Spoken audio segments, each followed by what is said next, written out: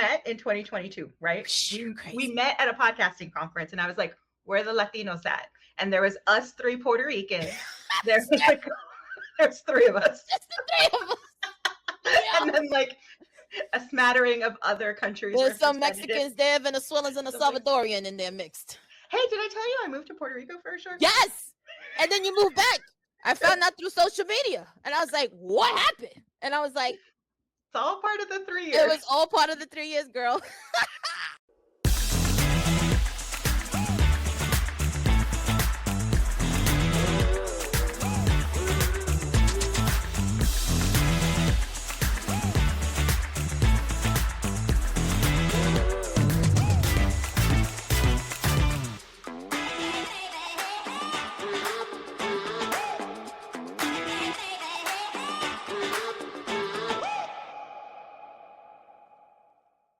Hey everybody, it's Stephanie. Welcome back to Table for Four, Family Conversation Podcast. It's been a minute. Don't be mad. Your girl has been busy. It's all good news. So the awesome guest I have is Paulette Erato. She is the founder in Latinas In Podcasting and is the host for the La Vida Más Chévere.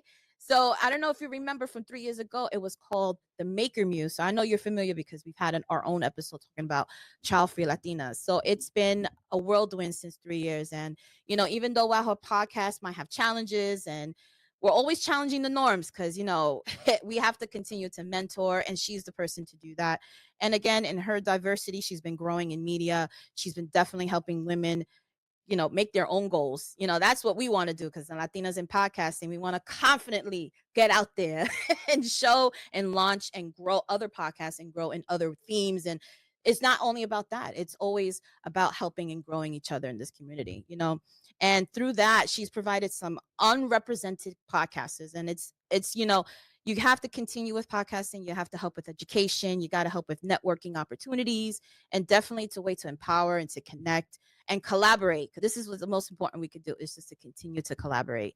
And, you know, now she is now on her journey to be a TEDx speaker. I want to be her when I grow up, ladies and gentlemen. And, you know, she's currently taking her time out to talk to me, little old me, on this podcast today. And I want you to welcome everyone to the podcast. Paulette, what's going on, girl? Woman. That was incredible. I do what I can. I didn't practice. Oh man. Okay, again, I was watching our last episode. I was like, my face hurts. My face hurts already. We're a bunch of clowns over here in this podcast. We're going to keep trying because we're trying to get these numbers up. You know what I'm saying? Man. Yes. 3 years, man. 3 years. No, right? It's been forever. And so much has changed and so much for the better. I know, you know, things happen, things change. But I think for both of us individually and career-wise, we have grown exponentially in the last 3 years. My weight went up too, but we ain't gonna talk about that. We're not talking about that. We're not talking about that though. We're not talking about that. Welcome back, Paulette. I'm so happy you're here to have this conversation with us. Tell us what's going on because we want the tea. We want the updates, girl. Oh man. Okay, so we met in 2022, right? We met at a podcasting conference, and I was like, where are the Latinos at? And there was us three Puerto Ricans. There's three of us. Just the three of us. Yeah. And then like a smattering of other countries. There's some Mexicans there, Venezuelans, and a Salvadorian in there mixed. Hey, did I tell you I moved to Puerto Rico for a short time? Yes. And then you moved back. I found out through social media. And I was like, what happened? And I was like, it's all part of the 3 years. It was all part of the 3 years, girl. So because of that, because of what happened at that podcasting conference and the fact that there was almost less than zero diversity, I created Latinas In Podcasting as a response to what I'm seeing as what's going on and as a gap. It's the gap. We're filling a gap. So we can talk more about that. But in the meantime, I've rebranded the podcast. I've moved to Puerto Rico and back in California. I've spoken at that same podcasting conference. I got run over by men at that podcasting conference. Wait a minute, go back. There's a whole episode on it. It was called Podcasting While Latina. We need to circle back to that. Okay. All right. I'm taking up your time. Sorry. Yo, this is crazy. Yeah. These men.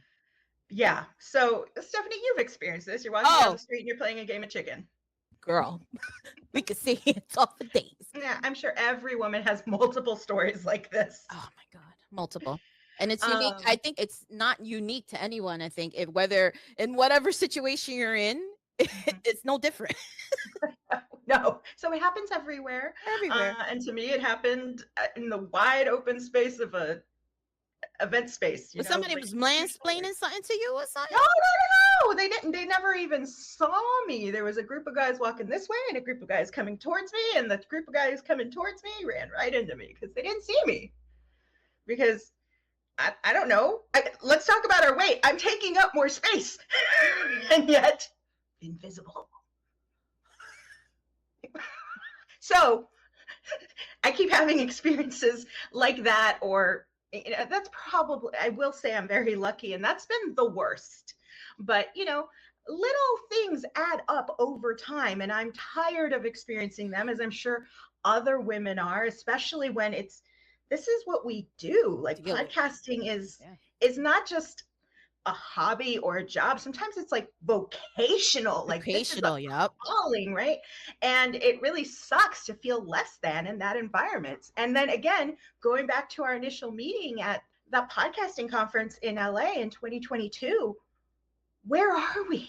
I couldn't answer those questions. So what I decided was just to stop asking and answer it myself. I guess I couldn't I misspoke. I couldn't get answers to those questions, so I created the answers myself. You created it, yes. Oh, man.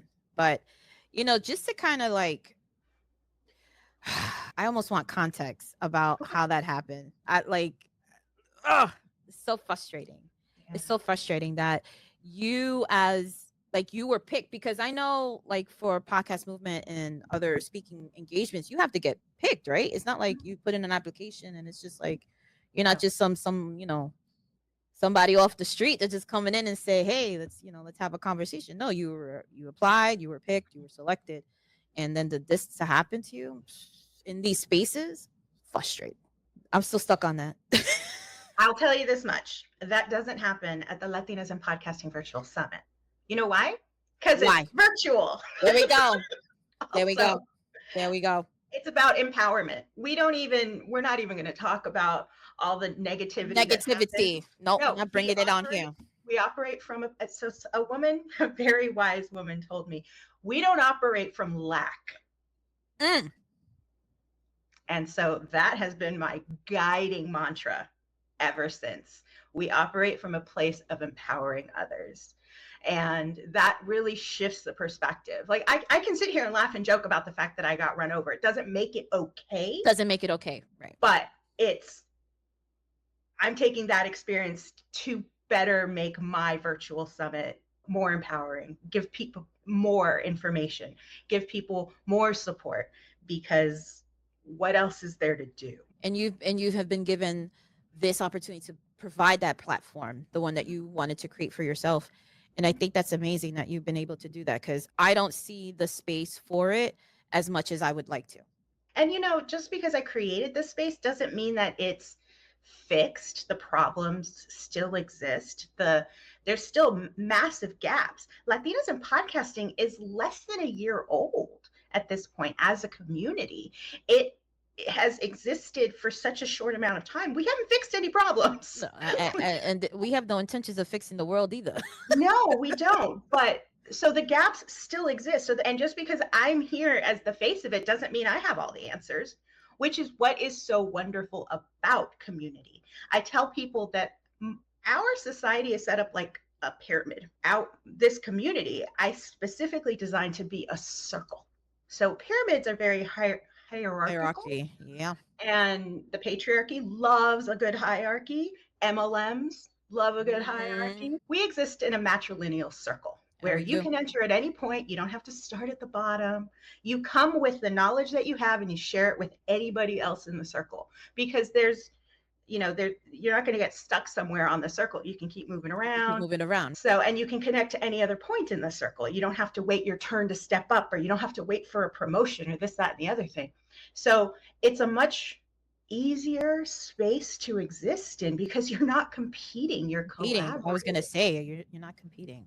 Yeah, you're sharing knowledge, you're taking knowledge if you don't have the answer, but you have a community you can ask the questions of.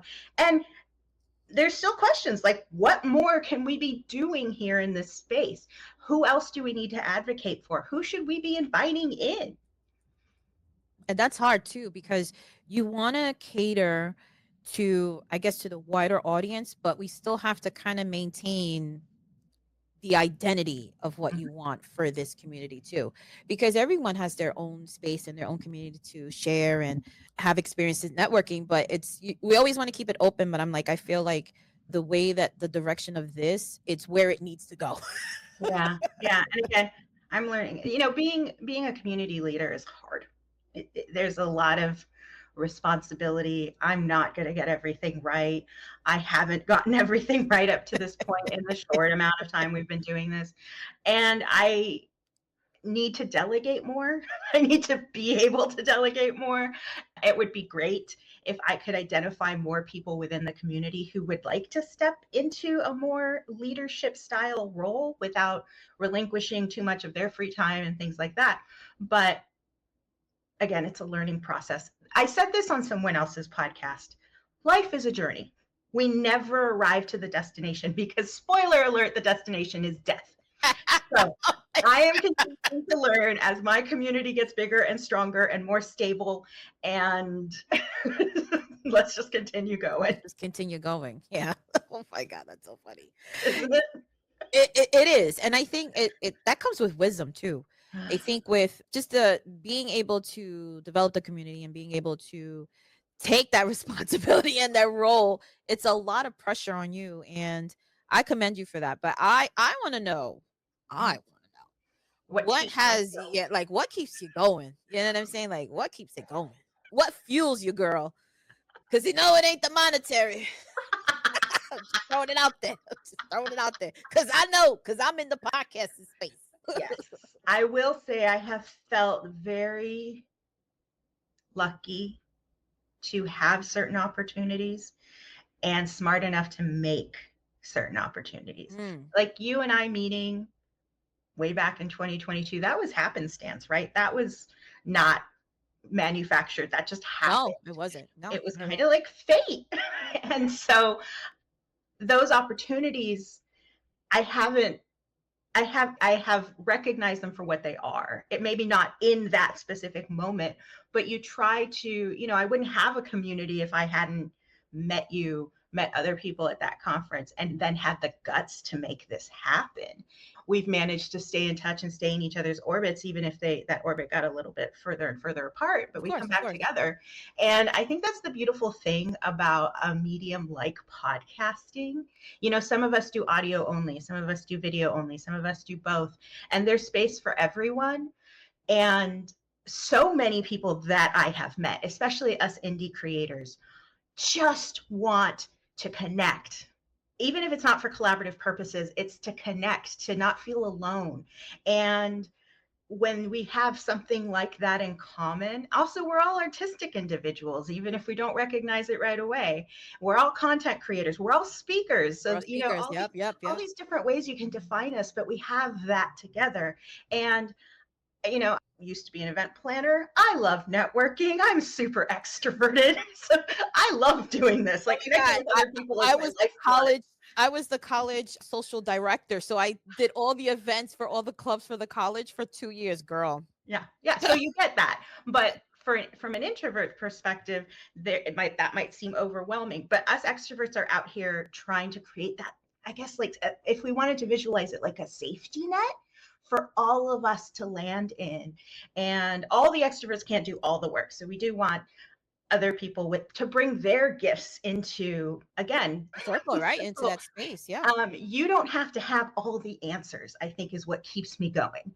To answer your original question, the ability to connect and collaborate, or just connect and learn from other people, is what keeps me going. And knowing that I don't have to have all the answers. And that, honestly, was a realization I didn't make until embarrassingly recently. I was running through my podcast and I'm like, I don't know how to end this episode. I feel like I don't have the answer here. And then a voice inside my head was like, well, you don't have to have the answer. And I was like, oh, that took a bunch of pressure There off. it is. weight off your shoulders right there. Yeah, that's so hard, to kind of come to the conclusion that one, you're not going to have all the answers. Number two, and that's okay. It's our own therapy sessions every time we're behind this mic. That's how I like to think about it. And I think that what you mentioned before, that we're all creatives, and us creatives, we always want to, not me personally, I don't want to always be the center of attention, but I can't help it either. I can't help it either. Like, I've been told, like, oh, you're too much, Stefano, you're this. And I'm like, am I? Oh, no, the moment someone says you're too much, well, go find less. Go, bye.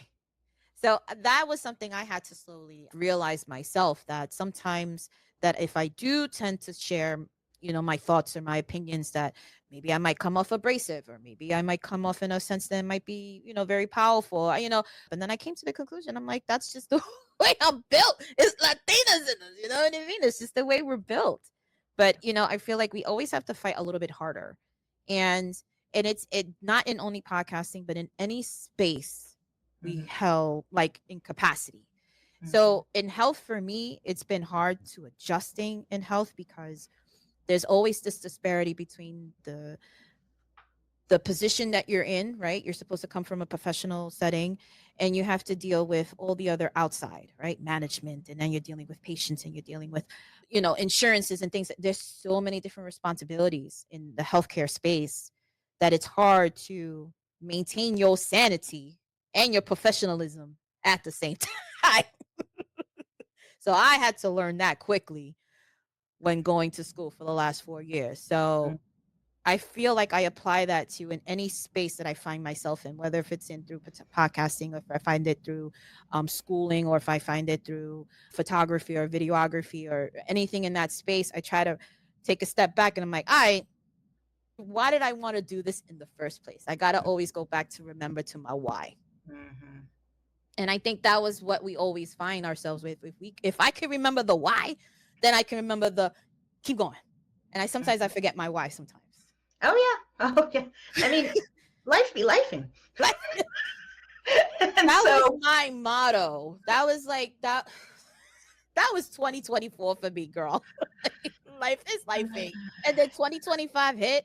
That smacked me right in the face again. I'm like, life is truly lifing. Can I tell you, for the very first time in my entire career as a podcaster, I had a production schedule for 2025.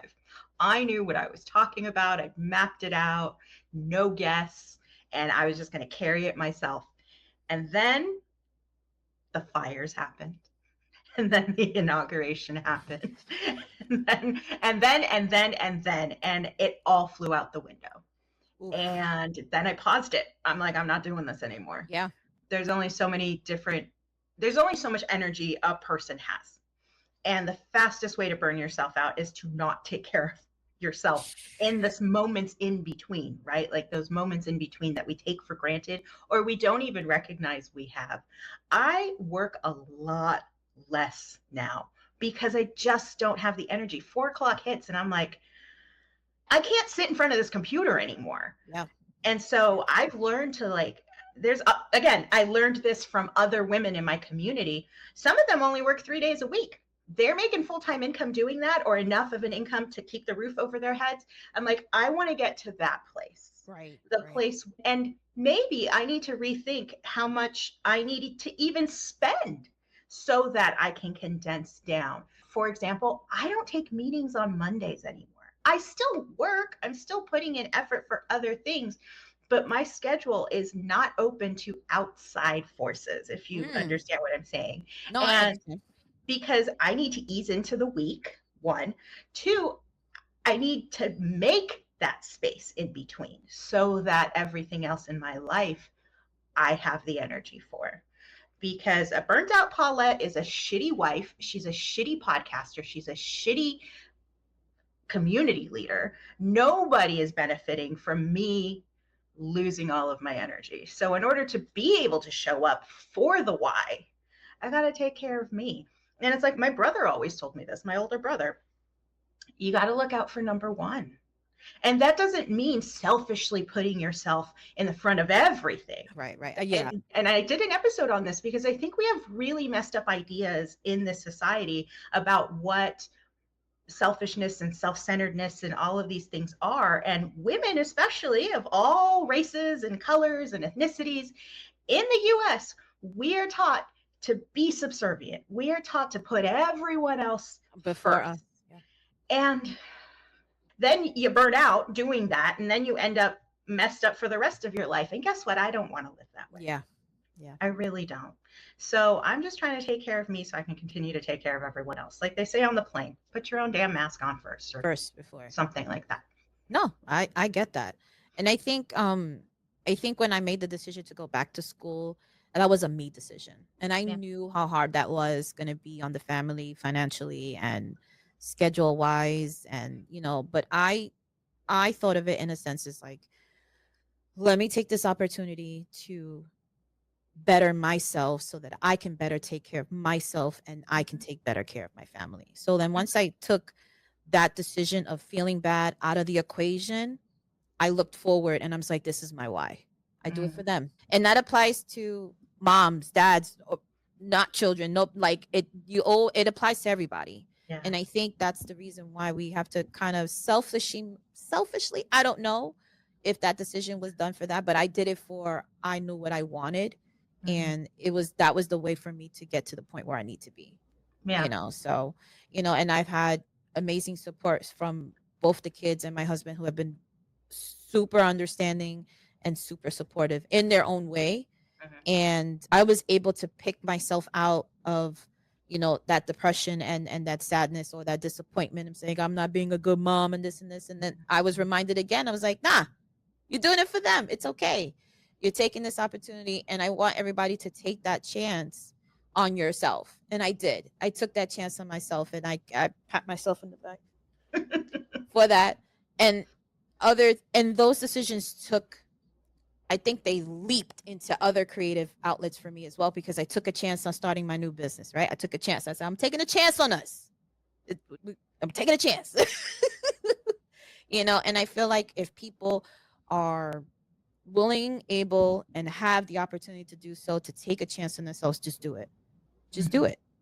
And, sometimes so much sacrifice comes with that, but I truly am grateful for being able to put myself in the decision, but it hasn't been easy. Yeah. It's not been easy. You're going against programming. You're going against constructs within your own existence, right? Like you have built a family, so there's 3 other people you're responsible for, and the dogs and the pets and all of these other things that make up your life. And you're trying to move around the pieces so they still make sense for everyone else, while also pouring into you, right? And that is against programming. Absolutely. And that was what the entire purpose of my podcast became, to like, let's examine this toxic cultural programming we have and recognize whether or not that even makes sense for us. Like we talked about it being a child-free podcast. It's less about that, because being child-free is already deprogramming. It's all deprogramming. Yep. It's already different already. But it's that as a jumping off point, as an example of a way you can live your life successfully and thrive, and then examine everything else that we have been taught is the only correct or the only right way or the only way for you. Is that true? No. That's all my podcast wants you to do. Ask yourself, is that true for me, or is that just true for other people? And if it's not true for me, other options of what your life moving forward can look like. Absolutely. And I think it kind of goes into the next topic, that finding our identity, culture, and boundaries. And I feel like with boundaries, it's, I don't want to say, is that a bingo word? Because what's, oh my God, what are the words that just keep what was that? The child-free bingo, is that yeah. And then there was another one, that the other words that my kids always say, oh, crashing. Mom, you're crashing. What? Can you please? I need to re-examine that. Like, what do you mean by crashing? So now I had to do research because I'm neurotic. So the way that they would explain it to me is that it's about overstimulation. So because we're trying to keep up with what the world outside wants us to do versus what we are passionate about and what we want to do, there comes a clash in between, and we're literally crashing into those two opposite sides. So being overstimulated, meaning I want to be able to spend my own free time doing my own thing. I want to read, I want to sit down, but then I have to make sure the food and dinner is cooked, the laundry is done, and so when I'm crashing, it's because I have so much to do and I literally don't feel like I have enough time to do everything. So I told my husband just yesterday, I was like, I feel like my life is just time between deadlines. And that was especially true in my last job. Like I was constantly bouncing between priorities and it was unsustainable, which is why I don't do the job anymore. It made me sick.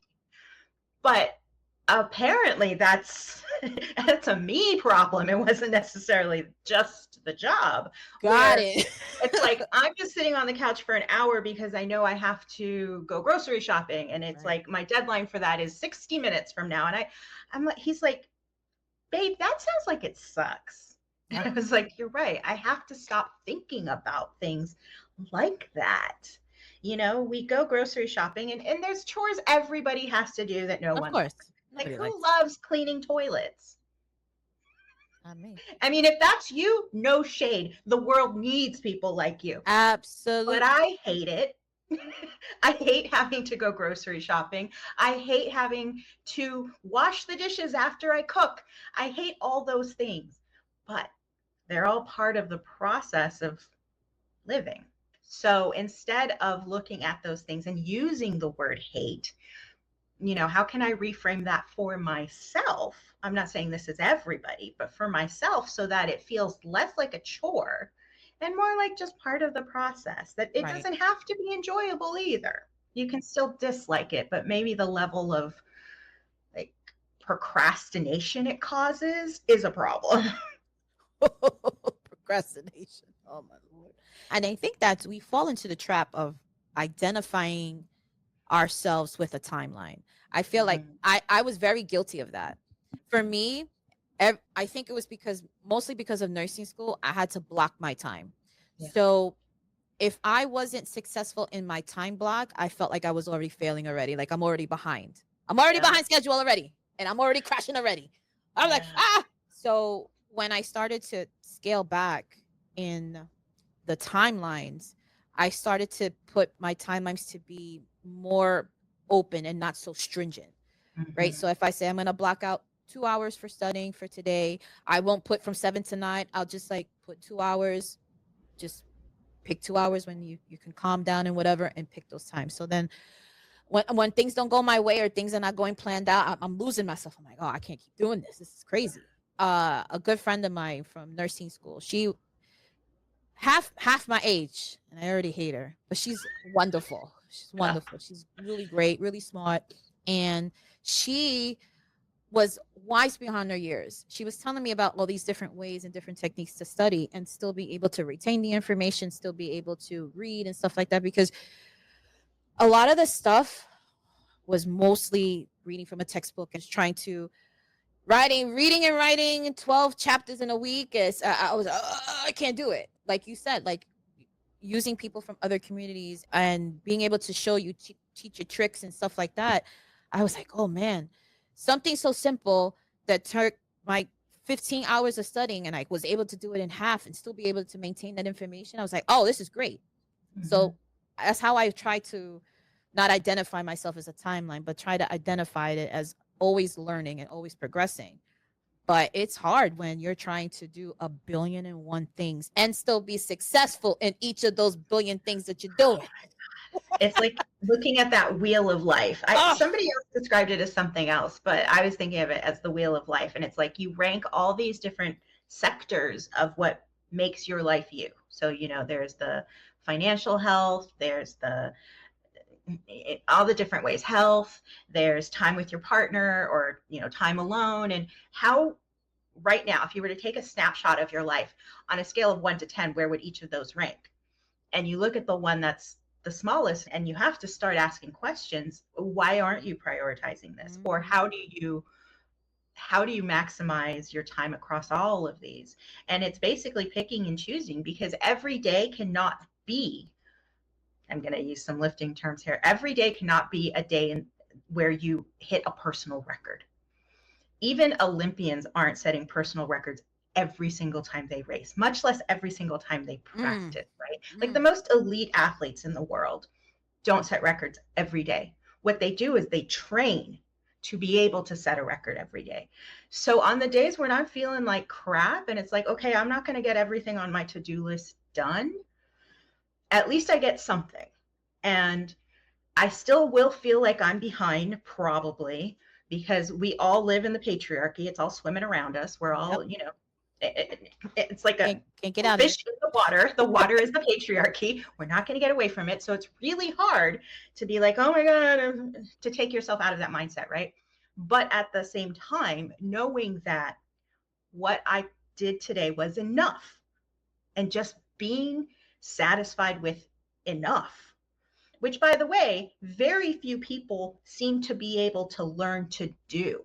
We always want more. Like the billionaires need more money because the complete and total control of the wealth of the world isn't enough. They need more. Okay, that's a kind of messed up mindset. So just giving myself the grace to say, I did enough. It's not like I didn't do anything. And if I did do anything, well, at least I got some rest. Yeah.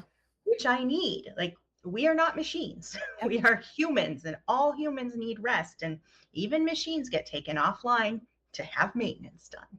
Our maintenance is rest. Absolutely.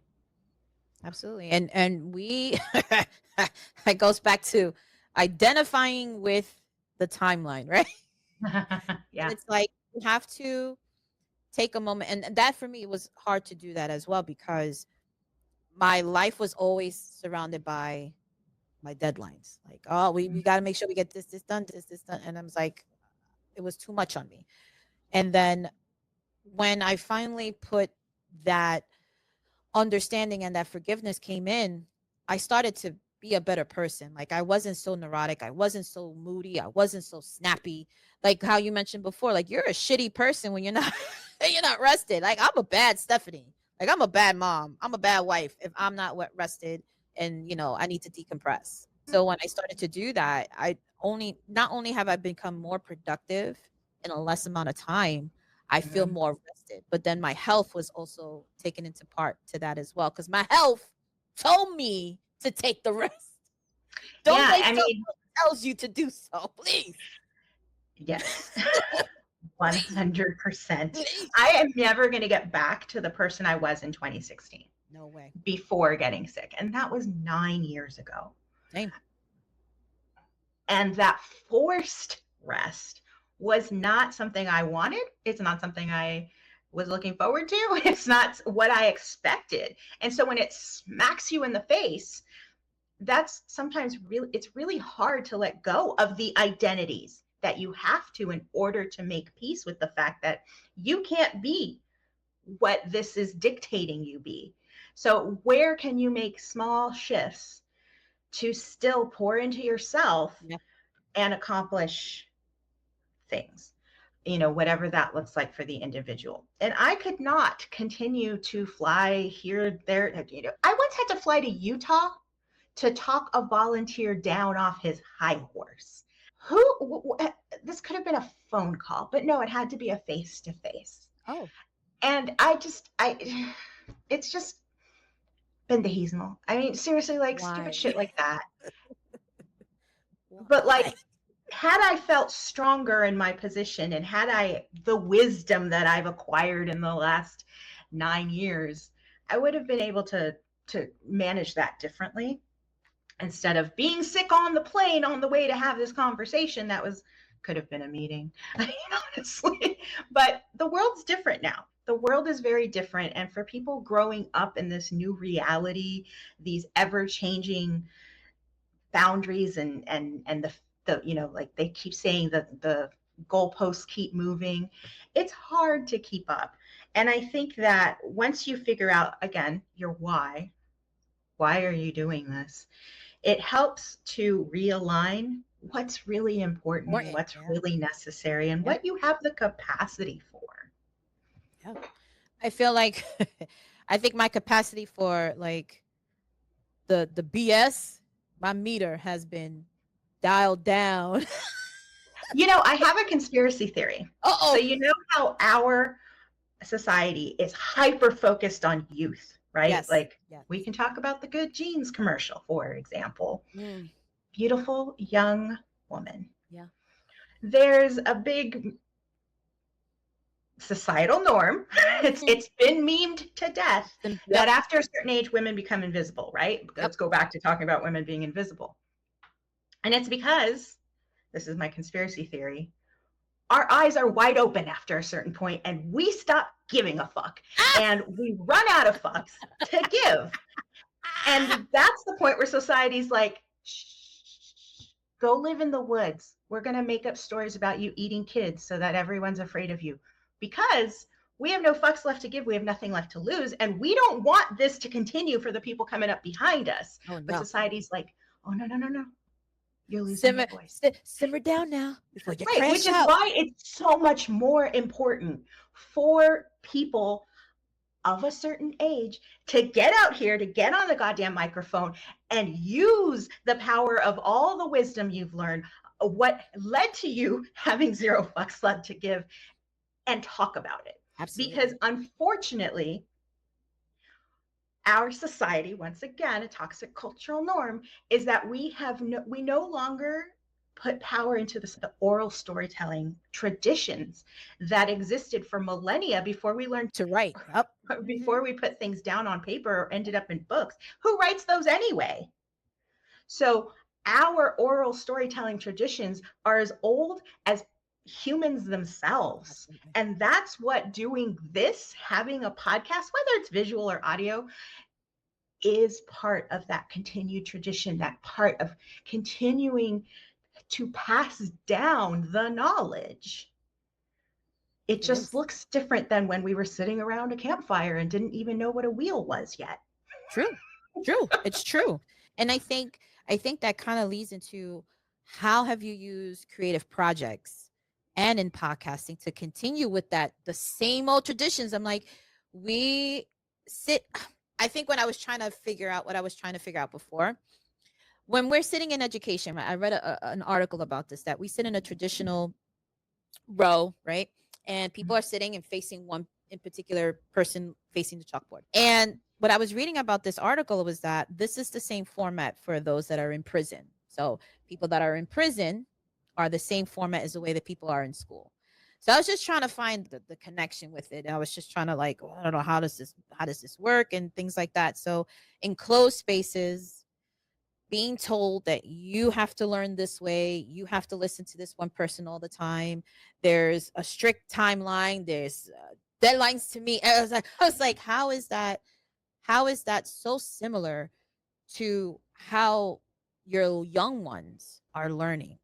So when there's different pathways of teaching others other things, I've seen other school and other elementaries, they have circle around the teacher and they learn outside. They do different means of finding the same answers but just in a different way.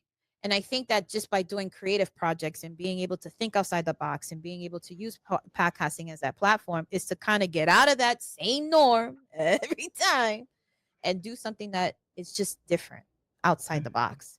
And I think that's something that's so important, especially with the young ones listening and the teachers that are out there. I think they're the most important people that are out there teaching our young ones, because without them, we're supposed to do? I'm supposed to homeschool them. I got enough shit to do. I can't homeschool them, go to school, go to work, feed them. I can't do everything. Exactly. And you have to pick and choose, I have right? to pick and choose the battles. You have to pick and choose. That's not one of them. I'll tell you. So 2 thoughts around learning and teaching. There's only a few key classes in college I remember. but one specific lecture took place outside. And I went to UCLA, gorgeous weather all the time. And we're sitting in one of the grassy areas. And the professor was, it was about different religions.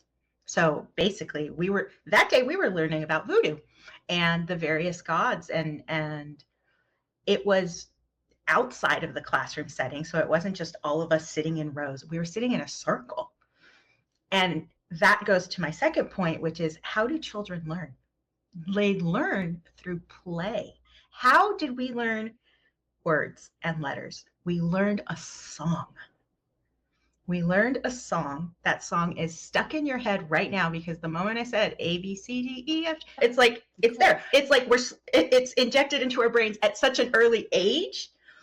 But the way we learned was through song, was through play. And that doesn't end just because you're an adult. You can still learn by playing.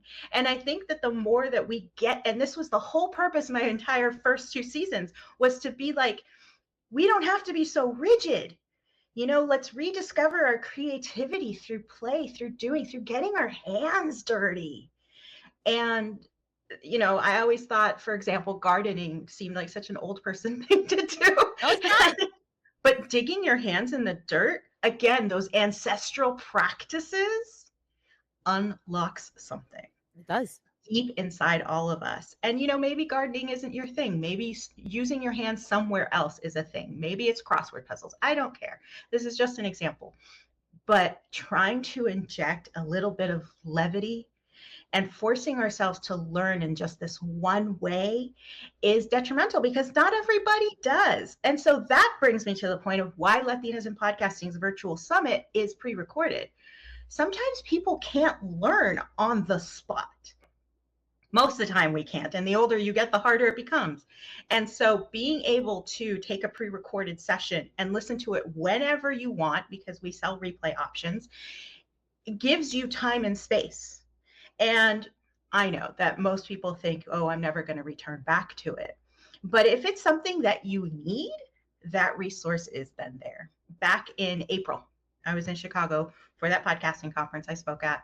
And I met one of our local members in Chicago. And she said, I'm still going through all of the content, because some of the stuff didn't apply 6 months prior, but it does now. And she has that access, and she has the space, and it will all make sense, because now there's case utility, and she can use it specifically now on her specific show.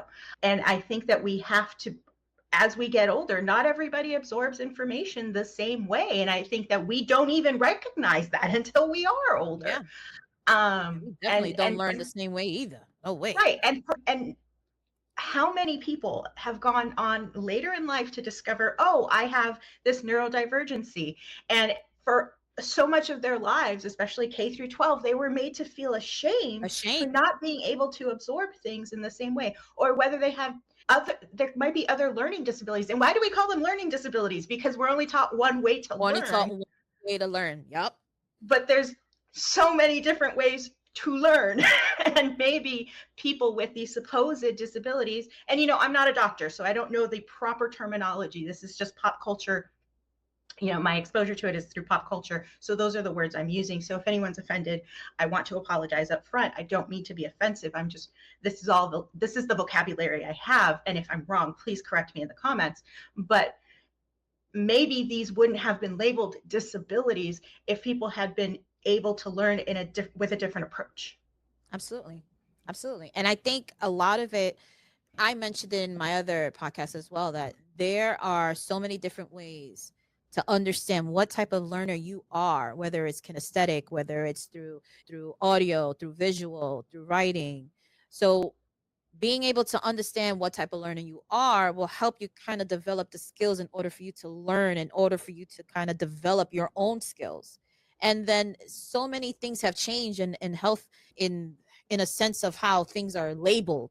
So there's now new ways of calling different labels for autism. Now there's a spectrum. Now there's new codes. There's all these different things, because now people are becoming more aware of how things are being looked at differently in the health space. Mm-hmm. So like what you might have called somebody this particular word, now it doesn't apply Time is also another thing. We have to be situational aware of our timing, and we have to be aware of our audience. So I think in that sense, there's so many different ways that we can still learn something new. Regardless what type of learner you are and what the capacity you have to learn. But if we're not given that space to do, how can we accomplish our goals? And that's always been the hard top. It's always been so hard. So So hard. I belong to a Toastmasters club, and many Toastmasters clubs are very formal. They can be kind of intimidating. My club focuses on food and drink. So it's forks, corks, and Toastmasters.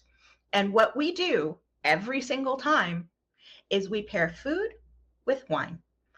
And that lowers your, first of all, it takes the formality kind of away. We're not a formal club. We still follow the rules of parliamentary rules and clapping and all these things.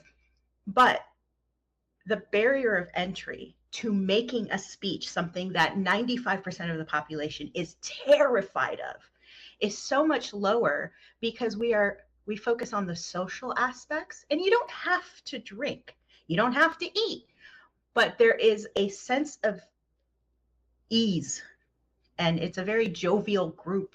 Everybody just loves to socialize, and not everybody is an extrovert either. I want to be very clear about that. But so we have found a way to still develop our speaking skills, still overcome these fears that so many people have in a way that works for us. We're a lot more low key. You're guaranteed something to eat. Maybe you need a little liquid courage. There it is. But people still excel, and it's just a different approach. That's not to say other clubs' approaches are wrong. It's just this is ours. And it's really nice. It's nice. It's nice to walk into a room and just know that it's going to be a relaxed atmosphere.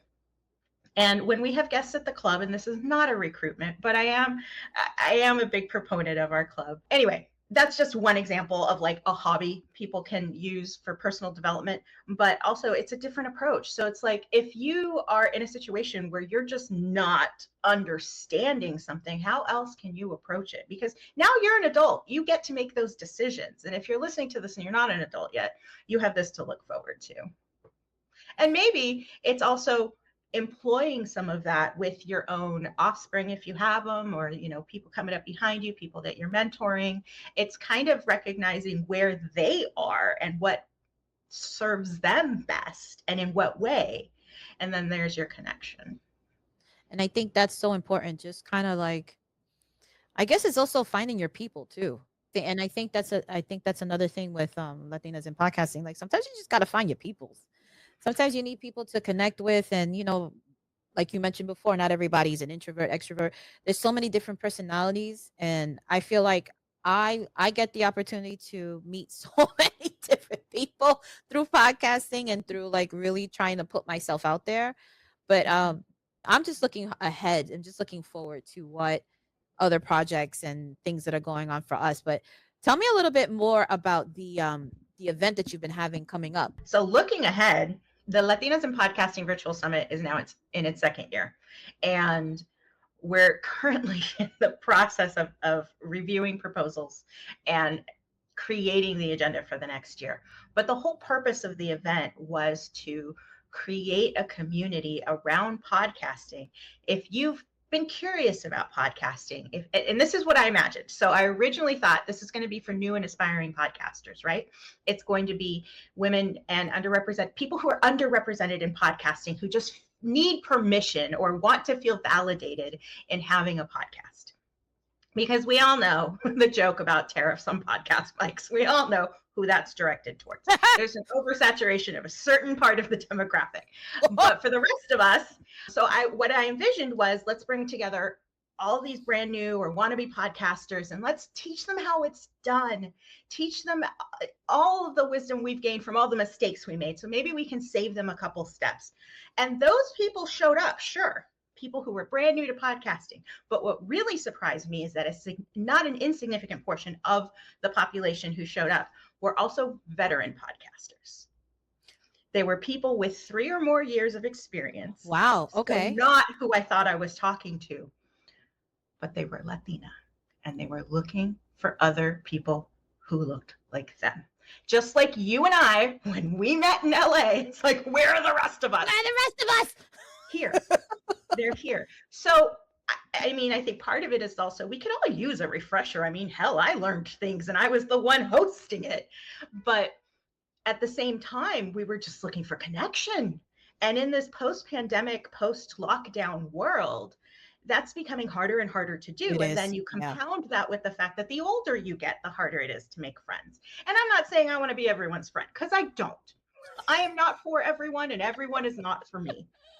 At the same time, I want to create a space where you can make friends, where we can all be friendly, when we can start to build those connections. Because the truth that few people want to say out loud is that podcasting success is about collaboration. And how you define success can look a lot of different ways. I'm not talking about financial success, because I haven't achieved that yet.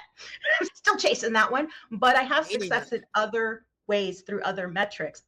And you will not get very far doing this alone, because there's only so much one person can do. All the marketing, all the editing, all the finding guests, all the putting it all together and making it make sense. There's only so much that a single person can do and still build an audience. Yeah. But hey, we can be on each other's shows and build audience that way. We can create a new show together or connect with someone else through this person, because again, it's about the connection and the collaboration. So that's what they were looking for. And that's what they're getting. And then the election happened, right? Immediately after that first virtual summit, which we went from 0 people on a mailing list to 125 people at the event. Wow. Right? Like, wow. Tell me that isn't successful. That is, wow. That's a check for me. And it blew me away, and I'm the one here building it. But I did a lot of the heavy lifting alone, and this year I didn't want to do that. But back to where we were back in November, you know, the election went the way it went. And so I was like, hey, why don't we have a community room open? If you just show up, if you want to cry about it, you want to talk about it, you want to vent about it, I'll open a room and we'll see who shows up. Ton of people showed up. Because so many of us were we anticipated being negatively affected by this. And we just wanted a place where we didn't have to perform. Yeah. And we could just be. And that's what coalesced the community. It was built on the backbone of the event, but community doesn't exist in a vacuum. People have to show up. Yeah. And unfortunately, we showed up under negative circumstances, but we were able to grow something beautiful and positive out of that. And that's what exists now, this community of now our mailing list is over 250. We have nearly 80 people in the Slack.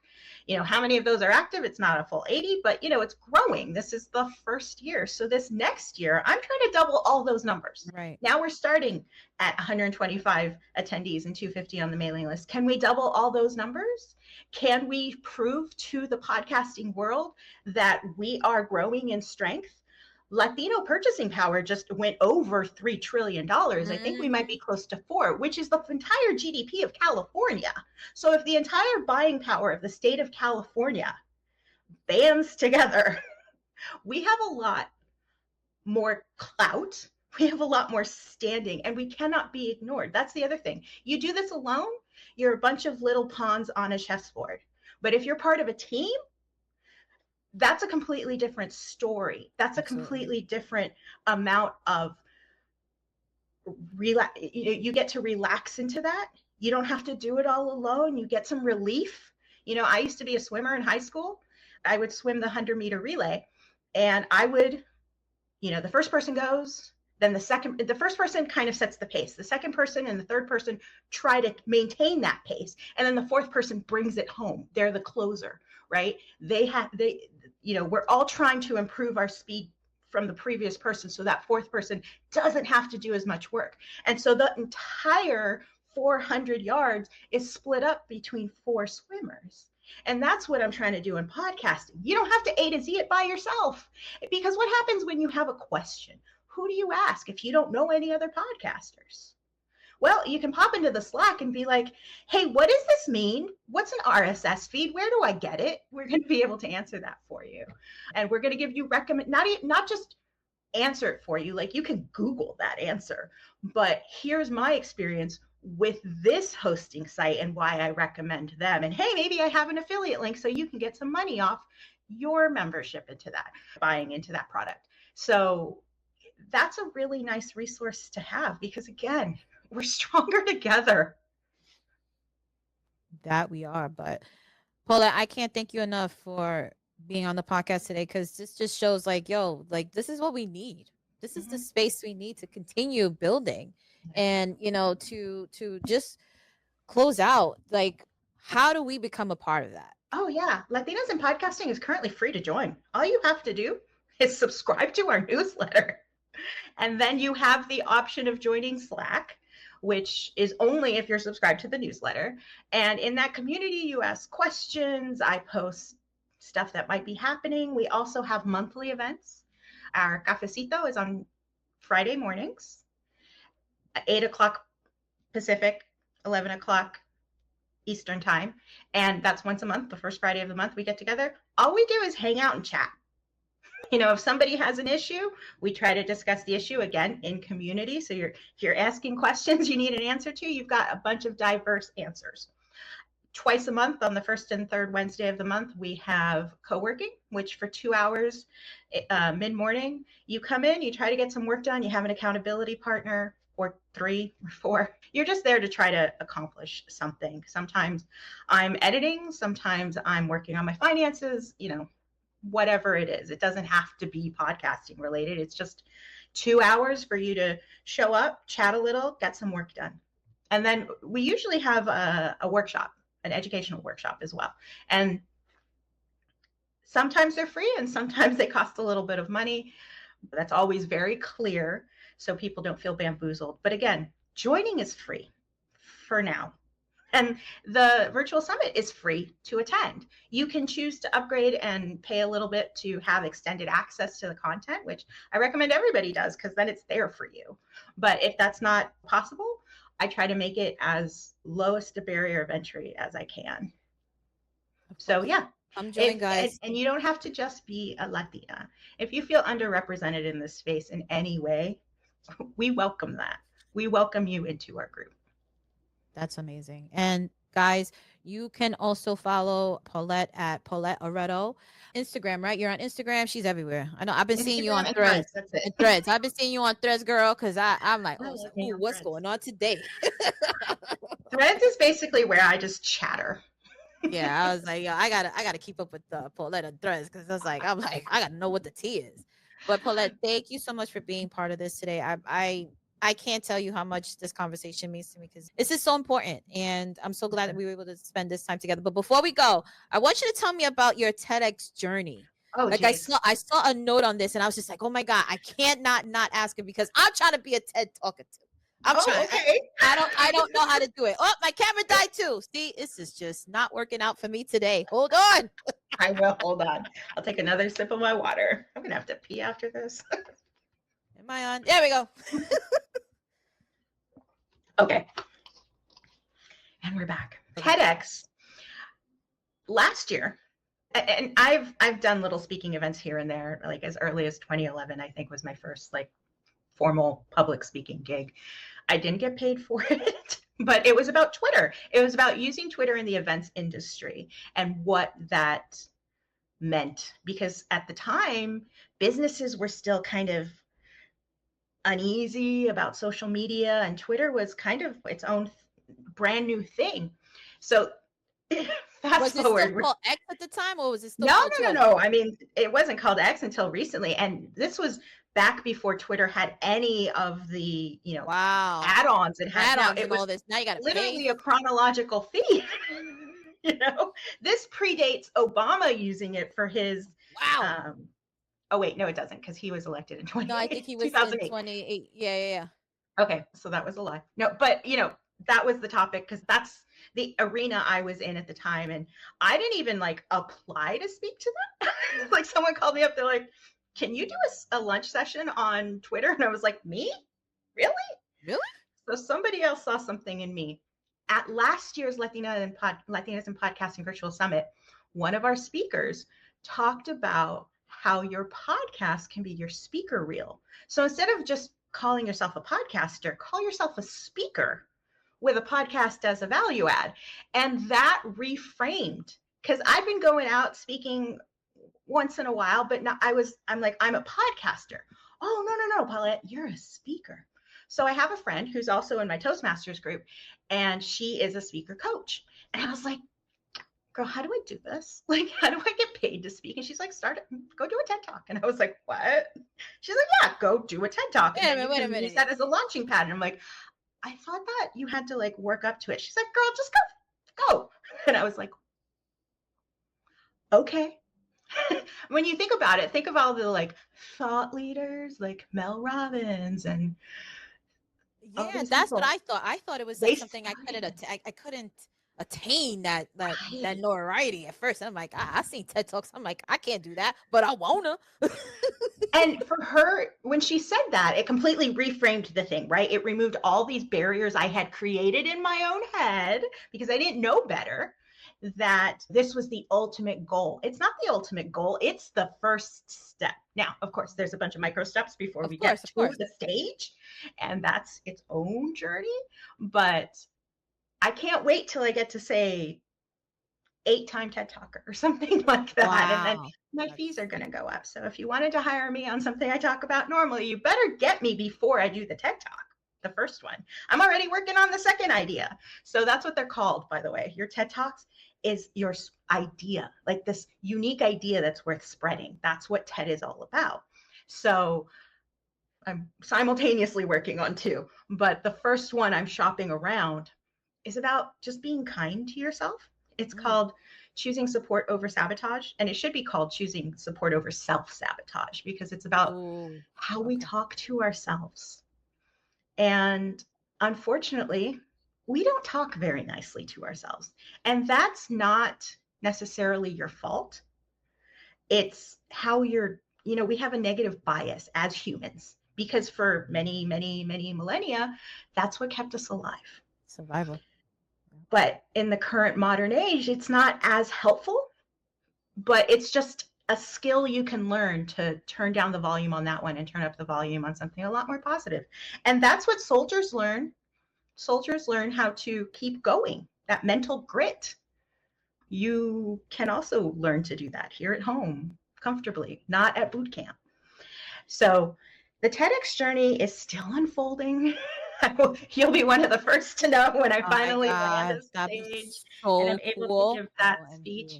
But I think it's an idea worth spreading. Again, that's their whole mantra, because communication skills are the cornerstone of success. That is the key to being successful, being able to talk and being able to listen. So how you talk to yourself is so important in order to be successful by all metrics, not just financial, not just health-wise, all metrics. That's, I can't wait. It's going to be good. I can't wait. I think so. I think it's going to be really good. But Paulette, thank you so much for being a part of this podcast today. And guys, don't forget to follow Paulette on Latinas in Podcasting. And she's going to send us all the links and everything so that you can be a part of that. You're going to sign up for that newsletter. You're going to keep yourself updated. And you guys, don't forget, Table for Four is going to send you all those links as well. Follow us on all the social media platforms. Again, we're going to keep busy because this is what we do, because that's just what we do. And thank you again for being part of this project. Thank you again, Paulette, for being part of this. Thank you so much, Stephanie. And thanks for being such a great member of the community for me to lean. I try. Bye, everyone. Bye, everyone. Appreciate it.